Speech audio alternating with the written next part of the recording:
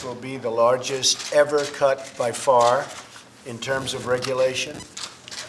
I don't think people fully realize how radical the attacks are on the basic safeguards for clean air and clean water and safe food in this country right now. Regulations are facing attack in Washington by politicians in Congress and by the new Trump administration. Let's start with the basics. The United States Congress passes legislation, sends it to the White House for the president to sign. If the president signs it, it becomes law. Laws only have meaning if they are enforced and carried out. That's where regulations come in. Federal agencies like the U.S. Environmental Protection Agency issue and enforce regulations to carry out laws like the Clean Air Act, the Clean Water Act, and safeguards for Americans' food and a safe environment. You know, when we go home and we go into the kitchen and we turn on the tap, we just assume that water is pure and is safe.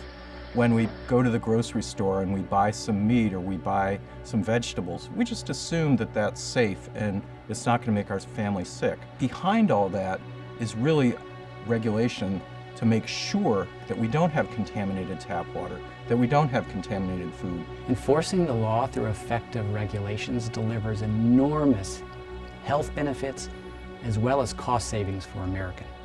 Every time the air is clean and harmful pollution is avoided, that means that Americans and their kids don't have to go to emergency rooms. It means they're not suffering bronchitis or asthma attacks.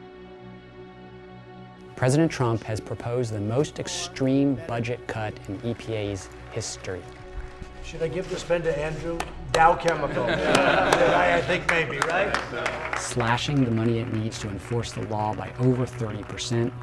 And promising layoffs of employees across the agency. We've got to have strong rules and we've got to have vigorous enforcement, and without that, our health and in some cases our lives are at stake. We have disease outbreaks from water contamination still occurring to this day because of shortcomings in enforcement and because of lack of regulation in some cases. When there's no money, when there's no law enforcement, when there are no regulations necessary to uphold the law, then you're not committed to clean air and public health. You're not committed to clean water and public safety.